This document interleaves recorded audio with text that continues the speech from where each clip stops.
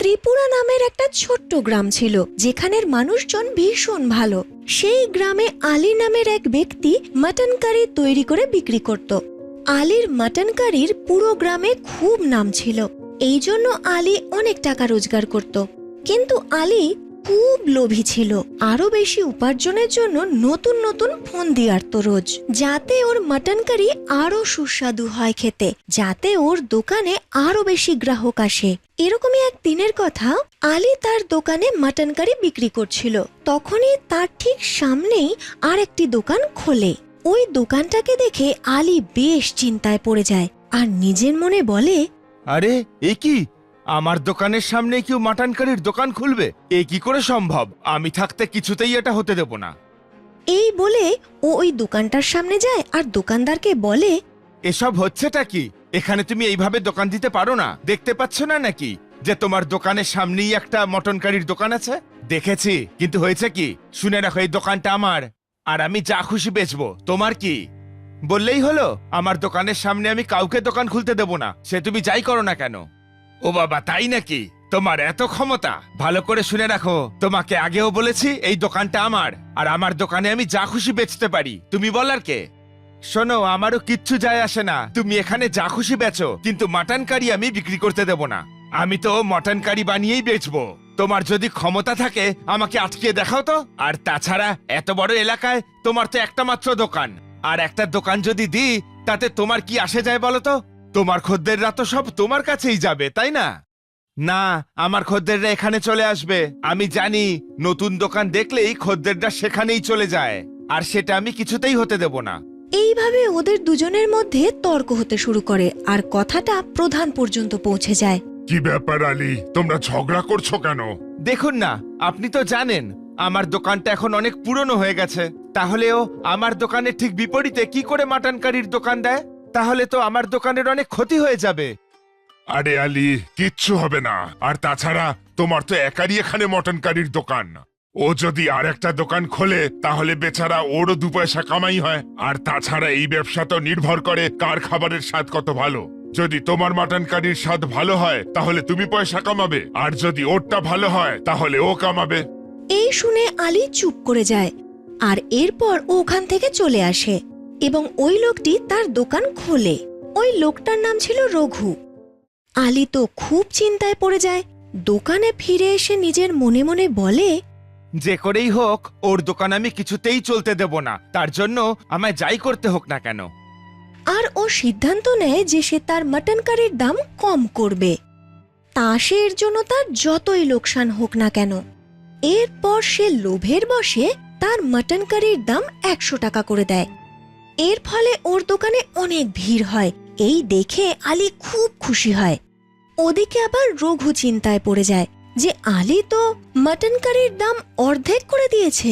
যদি এভাবেই চলতে থাকে তাহলে ওর দোকানে তো কেউ আসবে না। তাই ও নিজের মাটন কারির দাম অর্ধেক করে দেয়। এই দেখে ওর দোকানেও অনেক গ্রাহক আসে। এই দেখে আলী খুব রেগে যায় আর সে নিজের মনে মনে বলে, আমায় কোনো অন্য উপায় ভাবতে হবে। আমার সামনে আমি কাউকে টিকতে দেব না। আর এই বলে সে তার মাটন কারিতে ভেজাল মেশানো শুরু করে, কারণ এর ফলে সে সস্তায় মাটন পাচ্ছিল। ওদিকে রঘু সততার সাথে কাজ করছিল। এবার আলী মাটন কারির দাম 50 টাকা করে দেয়। এর ফলে সবাই ওর দোকানে ভিড় করে। আরে বা আলী ভাই, তুমি তো 50 টাকায় মটন কারি দিয়ে আমাদের মতো গরিবদের খুব সুবিধা করলে। আরে হ্যাঁ ভাই, 50 টাকা কি, তোমাদেরকে তো আমি 10 টাকাতেও দিতে পারি। শুধু তোমরা খেতে আমার দোকানেই আসবে। অসুবিধা কি? আমরা শুধু তোমার দোকানেই আসবো। এমনিতেও এখানে তুমি ছাড়া সেরকম মটন কারি আর কেউ বানাতে পারে না। আর তাছাড়া তুমি এখানে সবচেয়ে পুরনো। হ্যাঁ, কিন্তু দেখতেই তো পাচ্ছো আমার ঠিক সামনেই দোকান খুলে বসেছে। আরে তুমি ওখানে মাথাই লাগিও না, শুধু মন দিয়ে নিজের কাজটা করে যাও। এরপরে ওই লোকটা ওখান থেকে চলে যায়। এভাবেই সময় কাটছিল। লোভের বশে আলীর কিন্তু ব্যবসায় অনেক ক্ষতি হচ্ছিল, আর সে রঘুকে ছোট করতে চাইছিল, যে কারণে ও সব সীমা পার করে যাচ্ছিল। এরকমই একটা দিনের কথা সে আপন মনে বলল, রঘুর দোকানে আগুন লাগিয়ে দিলে কেমন হয়? আর ওর দোকানটা যদি পুড়ে যায় তাহলে ও এখান থেকে চলে যাবে। না না, ছি, এসব আমি কি ভাবছি। এই বলে সে তার নিজের কাজে মন দেয়। পরের দিন সকালেই রঘু খুব জোরে জোরে চিৎকার করে। হায় হায়, কে যেন আমার দোকানে আগুন লাগিয়ে দিয়েছে, আমার সব শেষ হয়ে গেল, এবার আমি কি করব? গ্রামের সবাই সেখানে এসে জড়ো হয় আর সবাই রঘুর পুড়ে যাওয়া দোকান দেখতে থাকে। এটা নিশ্চয়ই ওই আলিরই কাণ্ড হবে, ভালো করে জানি ও আমাকে হিংসে করে। আরে এ আমি কেন করতে যাব? তোর উপর আমার হিংসেই বা কিসের? হ্যাঁ, এটা ঠিক যে তুই এখানেই দোকান দিয়েছিলি, কিন্তু তার মানে তো এই নয় যে আমি তোর দোকানে আগুন লাগিয়ে দেব। হ্যাঁ ভাই, আলী তো একদম ঠিক কথাই বলছে। এরকম কাজ আলী করতেই পারে না। শোনো, তোমার দোকান নিশ্চয়ই অন্য কেউ পুড়িয়েছে, অথবা এই গরমে হয়তো তোমার দোকানে আপনা থেকেই আগুন লেগে গেছে। কে জানে, কিন্তু আমার তো সব শেষ হয়ে গেল, পথে বসে গেলাম। এই বলে রঘু মন খারাপ করে ওখান থেকে চলে যায়। সময় ঝড়ের গতিতে এগোচ্ছিল। আলী খুব খুশি ছিল, কারণ রঘু তার দোকান বন্ধ করে দিয়েছিল যে। আলী এবার নিজের মাটন কারির দাম বাড়িয়ে দিয়েছিল। ও আবার তার মাটন কারির দাম 100 টাকা করে দিয়েছিল। আর লোকে বাধ্য হয়ে ওর থেকে মাটন কারি কেনার জন্য ওর দোকানে আসতো। একদিন প্রধান ওর দোকানে এলো আর ওকে বলল, আরে আলী, এ কেমন কথা? রঘুর দোকান যেই এখান থেকে গেল অমনি তুমি তোমার মটন কারির দাম বাড়িয়ে দিলে। না, তা নয়, আপনি তো জানেন মাটনের দাম এখন কত বেড়ে গেছে, আর তারপর সেটা দিয়ে কারি বানাতেও অনেকটা সময় যায়। আমি চাই না খদ্দেরদের পচা মাল খাওয়াতে, তাই দামটা একটু বাড়িয়ে দিলাম। ঠিক আছে, সে দাম না হয় বাড়িয়েছো, কিন্তু পচা মাল আবার কাউকে খাইও না কিন্তু। আরে চিন্তা করবেন না, তাছাড়াও আপনি আমাদের কত পুরনো খদ্দের। এই বলে আলী তার মাটন কারি বানানোর দিকে মন দিল। ধীরে ধীরে সময় কাটছিল। একদিনের কথা, প্রধান আলীকে ডাকলো। আলী যখন সেখানে পৌঁছলো তখন দেখলো যে রঘু ওখানে আগে থেকেই দাঁড়িয়ে আছে। প্রধান খুব রেগেছিলেন। উনি আলীকে বললেন, কি আলী, এসব আমি কি শুনছি? তুমি নাকি পচা মটন দিয়ে কারি বানাও, আর তুমিই নাকি রঘুর দোকানে আগুন লাগিয়েছিলে?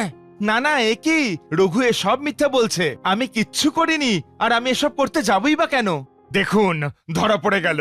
ওকে জিজ্ঞেস করুন তো যে ওকে এ কথা কে বললো যে আমি আপনাকে এসব বলেছি। এই শুনে প্রধানও অবাক হলেন এবং আলীকে বললেন, তাই তো আলী, আমি তো তোমাকে কখনো বলিনি যে রঘু তোমার নামে নালিশ করেছে। তুমি তাহলে নিজে থেকে ওর নাম নিলে কেন? ও যখন এখানে দাঁড়িয়ে, তাহলে নিশ্চয়ই এই কথা ওই বলেছে, অন্য আর কে বলবে? না, এই কথা আমাকে রঘু নয় বরং মদন বলেছে। ও স্বীকার করেছে যে রঘুর দোকানে আগুন দিতে তুমি ওকে বলেছিলে, আর এই কাজের জন্য তুমি ওকে টাকাও দিয়েছিলে। এই শুনে আলী খুব ভয় পেয়ে যায়। ও বুঝতে পারেনি যে ওর আসল রূপটা সবার কাছে এভাবে ধরা পড়ে যাবে। মদন সবার সামনে আসে আর ও স্বীকার করে যে এমনটা করার জন্য আলীই তাকে বলেছিল। আলী শুধুমাত্র ওপর থেকেই ভালো, ভেতরে খুব লোভী। এই শুনে রঘু প্রধানকে বলল, আমি তো আগেই বলেছিলাম যে আমার দোকানে আগুন লাগায় আলিরই হাত আছে, কিন্তু আপনি আমার কথাই শোনেননি। কেন পুড়িয়েছ তুমি ওর দোকান? আর তুমি পচা মটনের কারি খাওয়াচ্ছিলে। তোমাকে আমি আগেই সাবধান করেছিলাম, কিন্তু সেদিন তুমি আমাকে মিষ্টি মিষ্টি কথা বলে ভুলিয়ে রেখেছিলে। আমাকে দয়া করে ক্ষমা করে দিন, আমার ভুল হয়ে গেছে। আমি মানতে পারিনি কেউ আমার সামনে দোকান দিয়ে আমার খদ্দের কেড়ে নেবে। সেই কারণেই আমি এই সব করেছি। আমি অনেক কষ্টে আমার এই ব্যবসাটাকে এত দূরে এনেছিলাম, আর যে কেউ এসে সেই ব্যবসাটাকে নষ্ট করে দেবে। আচ্ছা, সেই জন্য তুমি এত বড় কাজ করলে? তুমি খুব বড় অপরাধ করেছো। তুমি আমাদের স্বাস্থ্যের কথাও ভেবে দেখোনি, আবার রঘুরও সর্বনাশ করেছো। এর শাস্তি তোমায় পেতেই হবে। আমাকে আপনি ক্ষমা করে দিন, আর রঘু তুমিও। লোভে পড়ে আমি এত বড় একটা ভুল করে ফেললাম। রঘুর যা লোকসান হয়েছে তা আমি পূরণ করতে রাজি। সে তো তোমাকে করতেই হবে, আর আমি না বলা পর্যন্ত তুমি ওই দোকান আর খুলতে পারবে না। আর হ্যাঁ, আবার যদি পচা মাংস খাইয়েছ না, আমার থেকে খারাপ আর কেউ হবে না। দেখলে তো, তুমি লোভের বশবর্তী হয়ে নিজেরই ক্ষতি করে বসলে। তুমি যদি এত লোভ না করতে, তাহলে তোমাকে আজকে এত লজ্জা পেতে হতো না।